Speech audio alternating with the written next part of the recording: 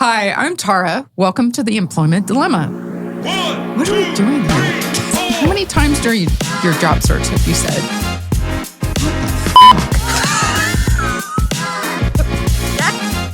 it's true?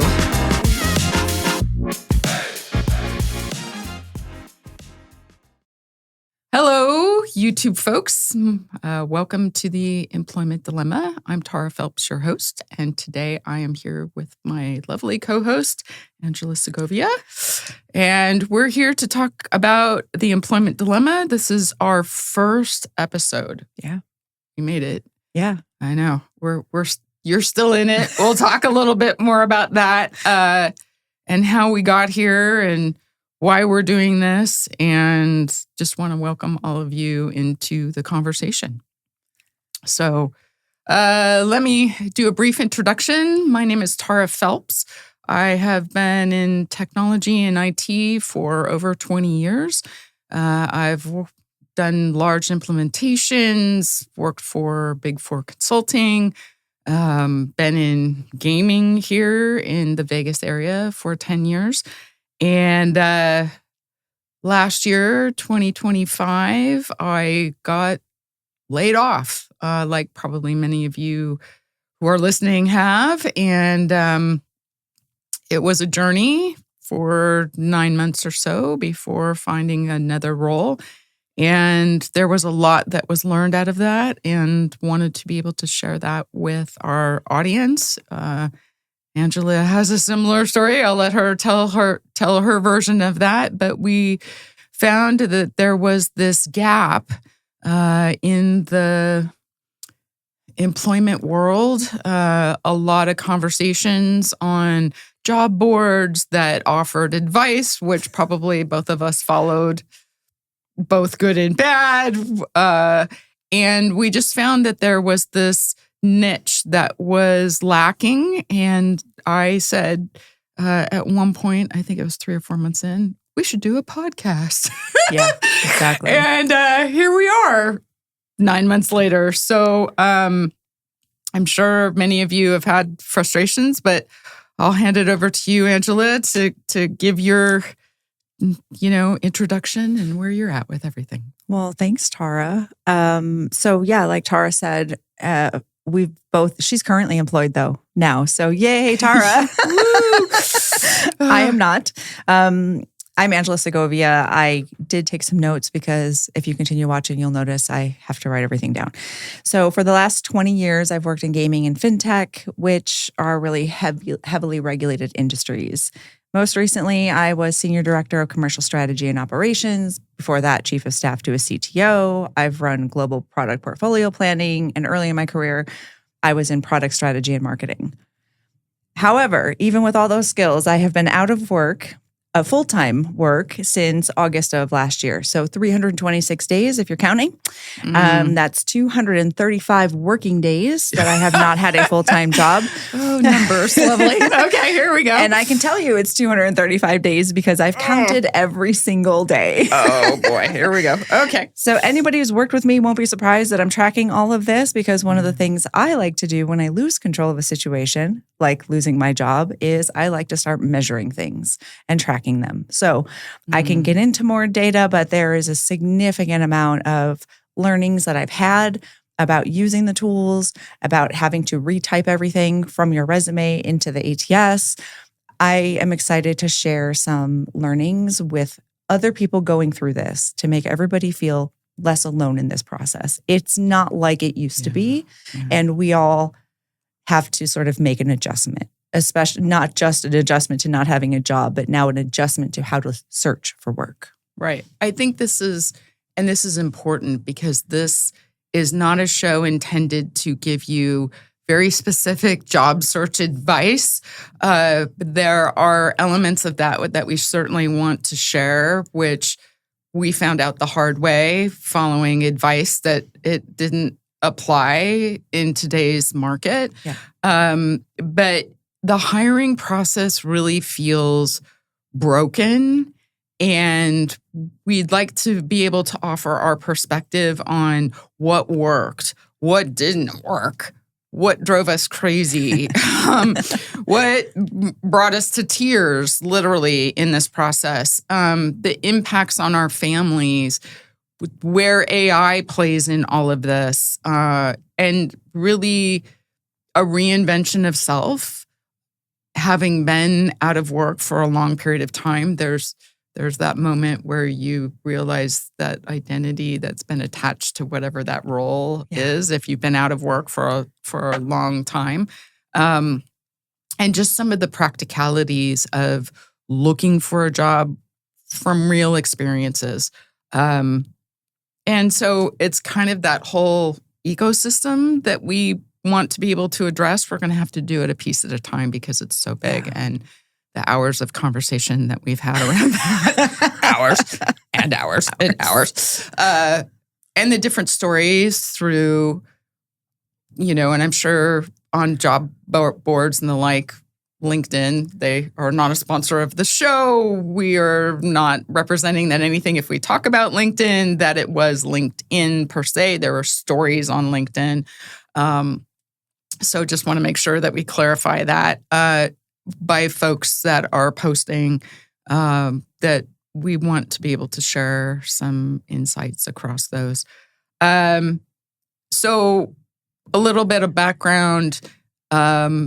Having gone through tech, and I worked in Silicon Valley for a 10-year period in the 2000s, for those of us who've been employed that long. I was working in finance, consulting in finance. So when Sarbanes came out and the whole Enron chaos was happening, working for a number of firms. And it seemed over a 10-year period, about every year and a half, they brought in new management. Mm-hmm. And they would literally get rid of all the salespeople, sales team, which I was a part of, and bring somebody in new. So about every 2 years, I was looking for a new job. And so it's not unusual to be laid off or to be let go from a company for me. It had just been a while, to be fair. So 14 years or so. I mean, I hadn't looked for a job for 7 years. And the market certainly was different 7 years ago. The tools were different. The conversations were different. But because I had been at a company for a long period of time, wow, was it unexpected. But it was a similar story. New management was brought in. They did their assessment. I was senior team leader. And I had mentors of mine who said, you're the top of the totem pole. If they're going to let anybody go, they're going to let people, who are in junior roles go. Yeah. And that's not. I think that's a really important point to bring up, is that when you get let go from your job, it feels really personal. It feels like you just have to question everything about your work ethic and why me and what could I have done to stay. And once you really step back from that feeling, which is a normal human feeling, right, you will see that had nothing to do with you. Companies are not keeping the high performers, the more expensive people, the leaders, because industry, especially in gaming, as an example, is changing due to the economy. Right. And so they can't afford to keep the people that are at a high end of a salary band. Mm-hmm. And they're willing to take the risk of having junior level people stay and sort of upskill them into what they need to do. Right. It's moving from a much more let's hire the best to let's hire the cheapest, and maybe they'll become the best. But when they do, they'll probably be let go too. But I think it's a really hard pill to swallow, knowing that it had absolutely nothing to do with you. That's a hard thing that I think a lot of people get. It's such a valid point, which was, what didn't I do right? Right. could I have done something better? In my case, it was politics, right? Right. It always is. Right. Yeah, right. Well, yes, but that particular day that I got let go, you go into work as, now you have a different story, but my story was I went into work fully expecting to work a full work day. I knew there was some tension that was going on. I knew there were some organizational changes that were happening. Again, I thought that I was protected from that because I was senior and I was on several projects and programs that were enterprise-based. Right. And then, when you get called into a meeting and your boss goes, no, we're not going to meet in this conference room. I need you to meet in a different conference room, right? And the HR person is sitting there. Yeah. And then you immediately know, okay, this day is not going to go the way that I had planned. And then typically it's a very structured conversation. Certainly we've heard stories about folks who have gotten let go via email or mass email or by group, or, that's even more, that's even going to hit more significantly. And then there's the moment of after they go through, I'm a little bit like you, which is what are my numbers? Right. Because very quickly I jumped to how long do I have? Fortunately, because I had been with the company, it was a fair number. So it gave me some runway. Some people don't even have that. You're talking about severance. It's severance, yes. But then I couldn't go pick up my personal stuff. Somebody had to go grab that. These are some of the details of the stories that you get glossed over. And as you're sitting there with the HR rep going, what the hell? WTF? Truly in my head, and I'm holding my ID badge. And here's the HR rep who's, with all due respect, is probably 24. And she starts to give the story of, I know this is so hard. Yeah. You just want to be like, you got to be kidding me. And then at that point, I just looked at her and I think I actually threw my badge kind of like on the table in front of her. That's real mature, Tara. Right. I know. It was so professional of me. And then I said, I got to get out of here. Right. And and at that point, I literally, I just had to get out of that place and met the group and grabbed my stuff and then of course you're immediately calling and texting people. Yeah. This is what happened. And the team that I worked with was shocked. I actually got a message out before they cut me off. But I think that is where all of the, not to use an overused term, where all the trauma of being let go starts is in that room where you are surrounded by people who don't know you. You've likely never met or engaged with enough. The person on the HR or PNC, whatever your company calls it, side of things, they don't know you. And so you can't even plead your case, which is a natural human response to this. Right. Your boss has been instructed to deliver the message and then hang up if they're on Zoom or leave the room. And it can feel very abrupt and very rude. It can feel very rude. And that is the first experience you have with being unemployed. And so it's a natural response, I think, to be frustrated, to be upset, especially if you're caught off guard. And I think that that's one of the issues we can get into later is the process by which companies make these final decisions, the last day of many people. If we can make that a little bit better, it would be so great. And to your point, my experience was not like yours at all. I had a feeling, I know if you're watching this, we'll talk more about that in another episode. I had a feeling that something was going to happen that day. I just knew it. And at that point, I had added co-owners on You all of my. prepped. Yeah, you prepped. I added co-owners on all the documents. I made sure that my team had access to everything I was working on. I had a feeling. I'd cleaned off my desktop to make sure it was organized. My drawers were empty. I had everything in one bag. And when it happened, and I got called into the room, and I had my boss on Zoom because they weren't there, and they delivered the message kindly and as compassionate as can be. And then HR steps in and starts telling me that, here's all the other stuff. I was opposite of you. And I said, great. Can you send me that in writing? Right. All I ask is you give me some dignity and let me go back to my desk myself.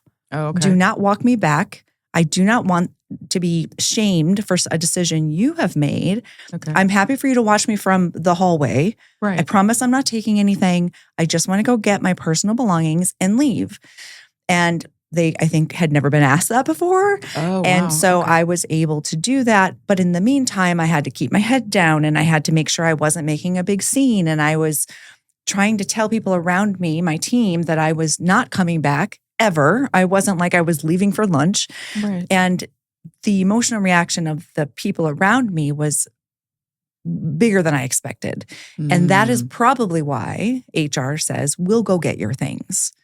But I had been on the opposite side of this many times where I knew that I needed to just get my stuff and go, that I wanted to leave. And I did. And I had that dignity, even though I had a feeling and I knew.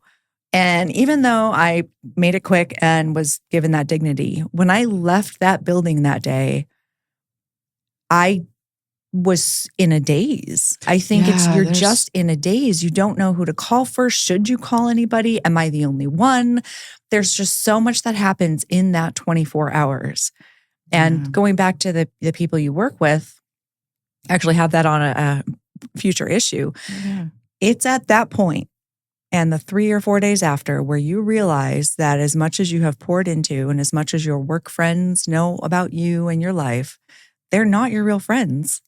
This unemployment, right? A lot of them, not all of them. Right. Not all of them. We're an exception here, but I think that's a big.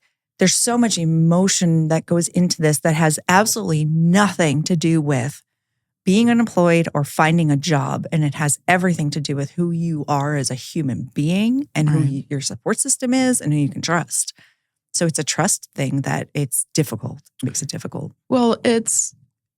Particularly if you've been working a fair time with an organization or you're a part of a tight team and you make a departure. Yeah. The impact to those other members in the team and is significant. And I had several people reach out to me and say, this doesn't make any sense. What happened? Can you give us a backstory? And I think there's two parts to that. I think there's one where genuinely people want to know because they enjoyed working with you and they're trying to communicate that. But I also think the other element of it is I don't want that to happen to me. Of course. Right? Of course. Like the how do I mitigate some of this fear or the team operating in a circumstance where, I mean, if you think about it this way, if they're willing to get rid of your team leader, what does that mean for me? Right? And so just that alone is a whole subject in and of itself. But you're right. The first 24 hours, the first hour, the shock of that. I've heard some people, we've had other friends who have been laid off as well. Some people have said, I'm relieved. I wonder if there's a little bit of denial in that, right? Initially, there's an element of relief, but to be fair, there's what comes after.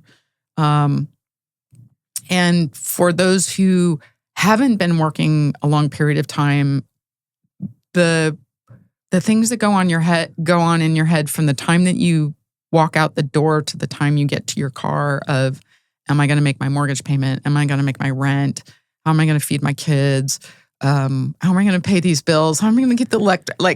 Right. You just go through. So lots of big challenges as you work through that. But if you've been laid off and there's an expectation of that you're supposed to handle it well, Yeah. no. You need to be able to handle that. It's a form of grief. Yeah. Really. Yep. Right. And so being able to go through denial and anger and the 5 steps, I think that's something that is that people really don't understand how impactful that is. And then there's once you get past that, the first few days, for me, I immediately launched into how many jobs can I go apply for? Right? Yep. So the next thing that comes is, how do I look for work today? And I absolutely approached that as though it was 10 years ago. Yep. Because I hadn't applied for a new job for 14 years.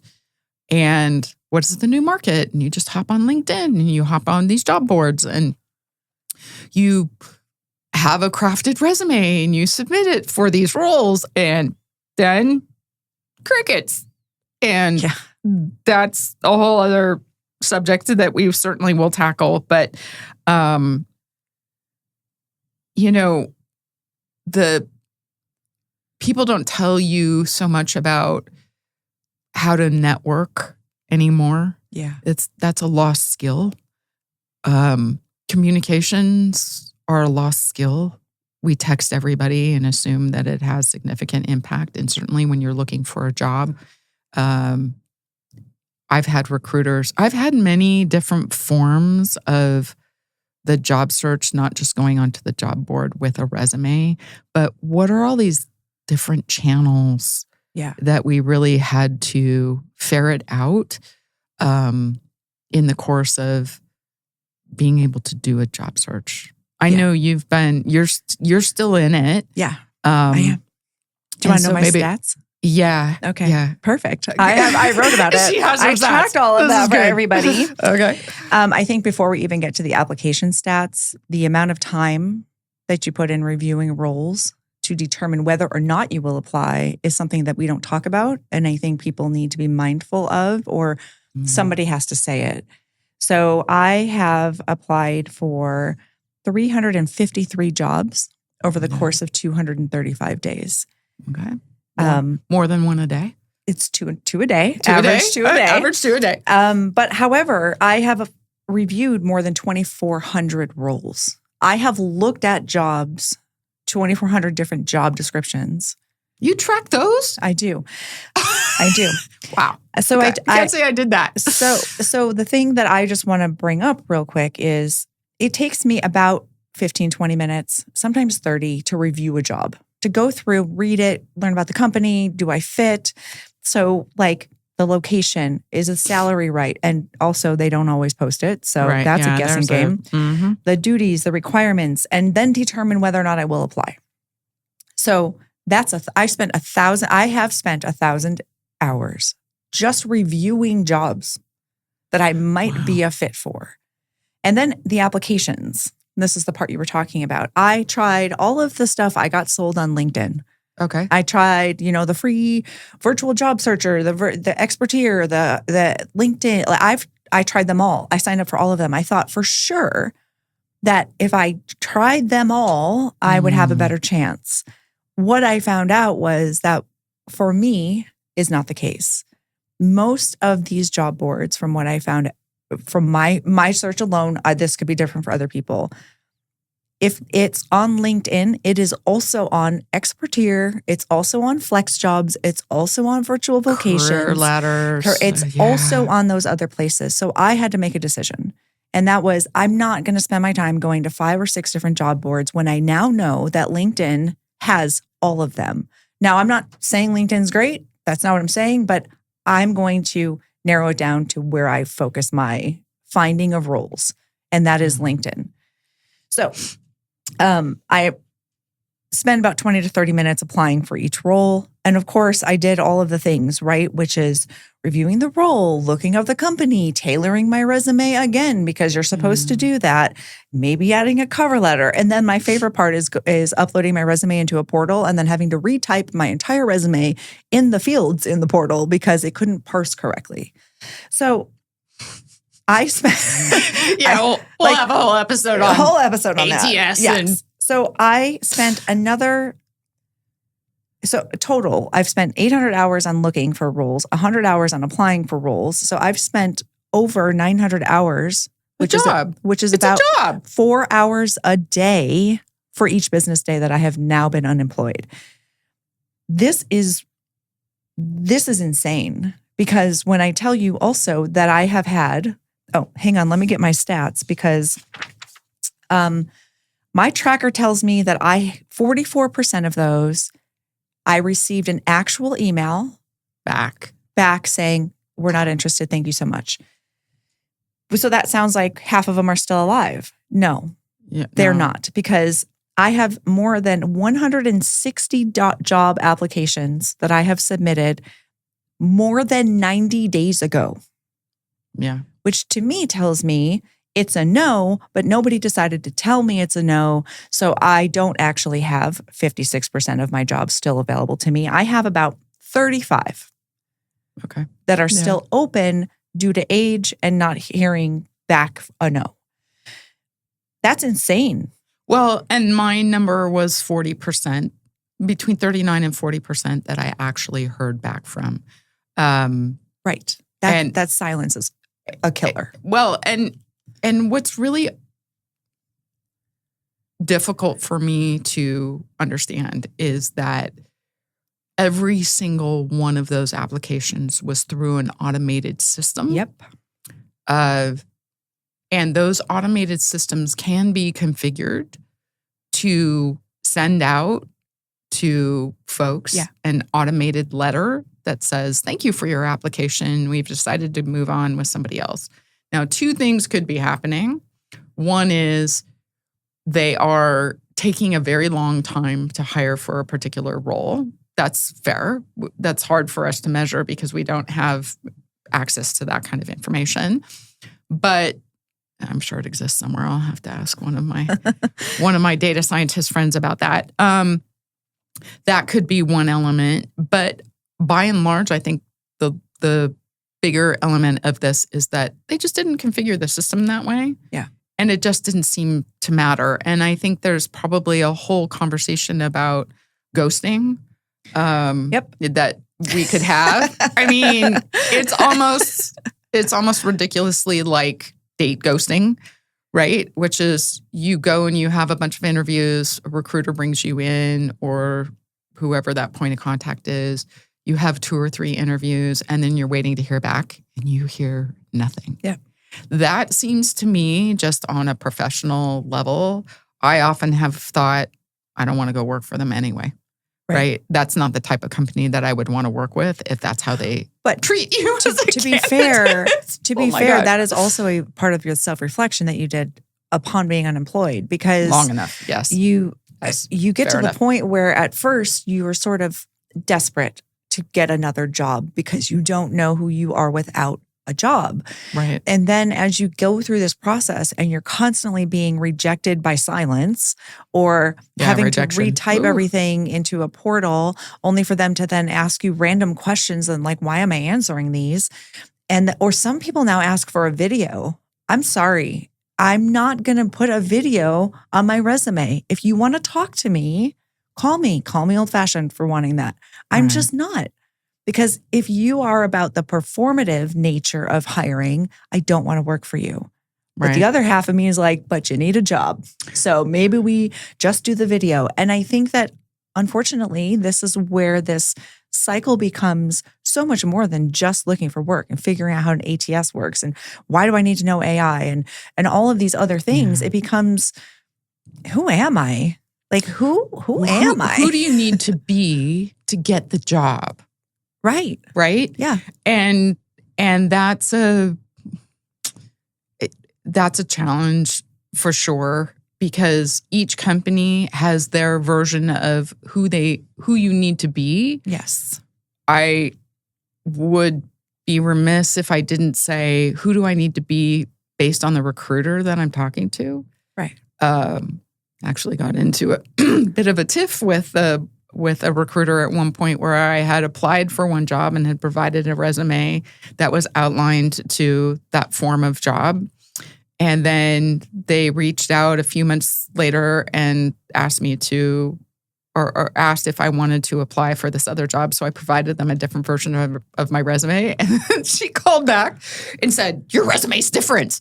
And I said, "Well, of course it's different. It highlights those two different skill sets." But she was upset at me because I was representing myself in a different way. And she said, "Well, we sent the other resume over to the client." And I thought, how is that my problem? Right.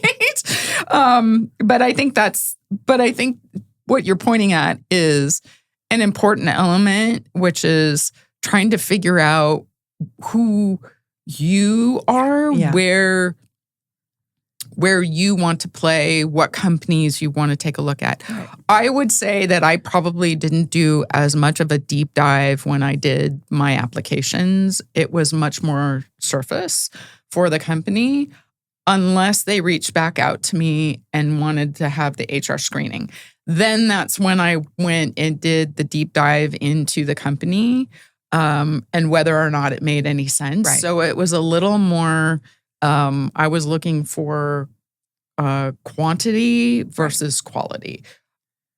But to be fair, the types of roles that I really have been looking at are probably not as high level. You acted and had a role as a senior director. I was at a senior program manager level. Those are significantly different types of roles in terms of exposure to your executive level teams, and of course working for the CTO, much higher level. So that would be fair to say, which is you want to make sure who are these executives that I'm going to go work for, right? Yeah. And what that looked like. I think the other part of this that's important is that when we got to the point, or when I got to the point where I said, "Hey, we should do a podcast around this because we were spending so much time." And who is the podcast for? Yeah. Who are we talking to right now? Who are we talking to right now? And it started with when I threw this idea out to my son, who is a recruiter, who's been a recruiter for many years.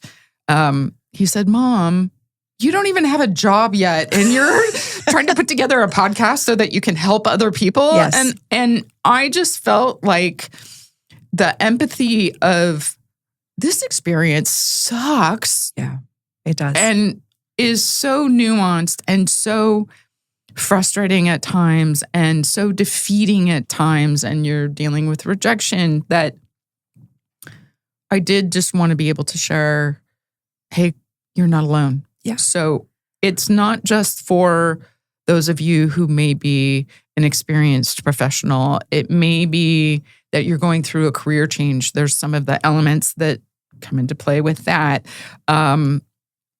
If you're older and you're competing against the Gen Zs, that's a whole other conversation. But there's that element. Certainly the biggest one, if you're feeling isolated. And I actually have that on my list of things. That's the first thing on the list of... The first thing on the list? The human side of unemployment. Right. Yeah. And the other thing, too, that I think people forget about is that what impacts you impacts your family. Oh, right? Yeah, and so having a family member who is saying to you, it's not that hard. Now, if they're employed, and hopefully, right, if you have a two-income family or that kind of thing, that's one element of it. But also, too, I had my kids and relations, other family relations and friends who, I mean, I don't know if you didn't exist, or I have another friend of mine, Mona, if she didn't exist. If I hadn't have had those outlets, the experience would have been much harder. So don't isolate yourself. Easier said than done. Yeah, I know. But that's what we're here for. That's what we're trying to do here. Right. That we're trying to share that. I think the other important part of this too is that if there are those of you who are recruiters or hiring managers or senior executives who are the folks that have to do the laying off, some elements of this are probably things that you should probably be aware of and know, because I know a colleague of mine who previously had been my direct manager and had been forced to lay off people. And he felt terrible about that. So it's an ecosystem, really, of the people around you. And I mean, you're still in that now, the human element of it.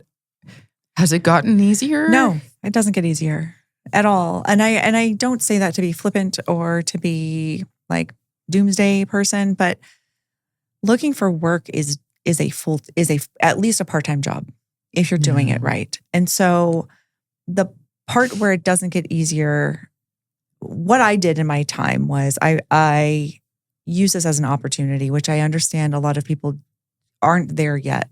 But after I finished my self-reflection and signing up for every job board ever and having 17 versions of my resume, I decided... Only 17? Only 17? I decided that I was lacking in skills. And so I started learning AI. And not the stuff we hear about on LinkedIn or that people are sensationalizing about which tool is better. It doesn't matter. If you don't know the basics of how to use it, it doesn't matter which tool it is because you don't know how to prompt. You don't know how to build an agent. And the process is the same for all of the in my opinion, for each of the tools. Different LLMs. And anyway, I spent time learning that. And so when I did that, I built an agent for myself to then take a lot of the hours I was spending looking for work to say, here's a job description, here's my resume, here's all the stuff you know about me. Should I apply? I literally called my agent, should I apply?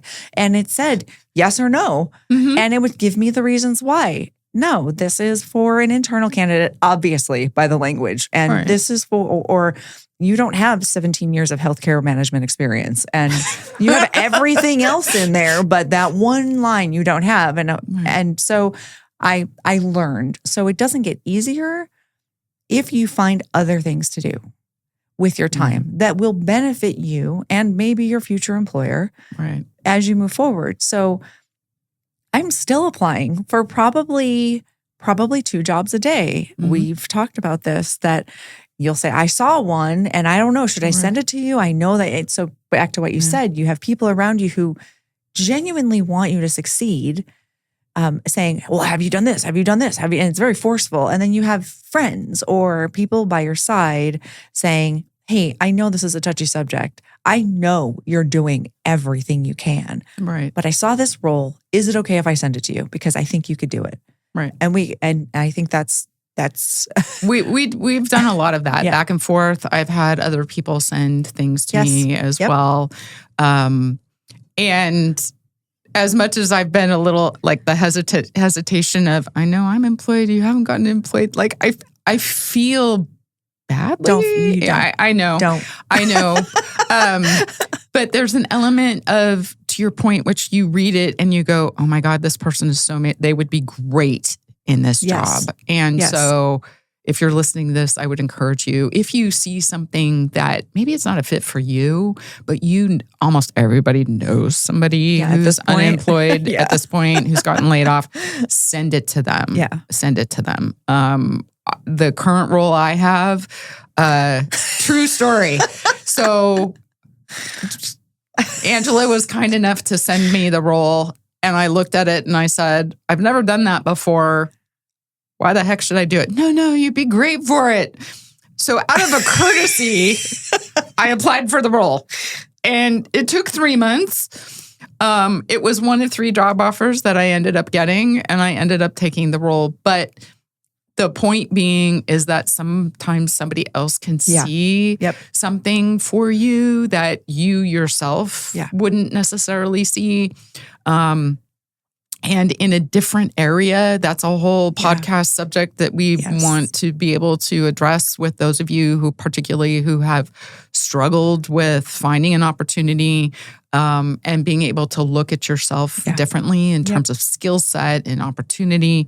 And so that's kind of the segue to where are we going to go with this thing? Everywhere, apparently. Everywhere, apparently. Some of the things. So just from our notes, future discussion subjects. Networking, that's a big one. Ugh. Recruiters. We're going to bring some recruiters on. I know. Yeah, there's some comments I'm sure that folks have about recruiters. Ageism, AI. There's a whole bunch of stuff on AI and ATS systems. Financial survival. Ugh. What does that look like? How do you process all that? Just the general resilience of being able to maintain things. And we are planning on having some guests. Those of you who are still looking for a position, who would like to be a guest on the show, we'll be providing a link here shortly that you can go to apply to be a guest on the show. We'd like to be able to highlight you and your skills and offer some feedback for you. Employer perspectives, we'd like to be able to offer some of those. Success stories and some of these employment trends that are ongoing. And so more to come, lots of hours of conversation. Yeah. This is 40 minutes of what's been our last year almost. Oh, yeah, last year, right? Condensed into 40 minutes. But I think there's more conversations. Yeah. I've got some experts in the field, data scientists, have done research. We'd like to be able to present not just our opinions, but some data, actual data, as opposed to hyperbole that's on LinkedIn. Yeah. We want to bring some realism to this so that people really do understand what's happening, not just what the opinions are, and share that with you. So I appreciate you being here today and starting. Probably see a lot more of Angela, the conversation back and forth. If you are interested in finding out a little bit more about us and our background, you can go to theemploymentdilemma.com. Again, that's theemploymentdilemma.com. If you'd like to be a guest on the show or if you'd like to sponsor the show, we'd be happy to receive your communication. We'll take a look at that and probably pick one of our podcasts coming up to be able to bring people on and have some good conversations. Awesome. This was wonderful. This was really good. Thanks, Tara. All right. Thank you. All right. Thanks, folks. Bye. We'll see you next time.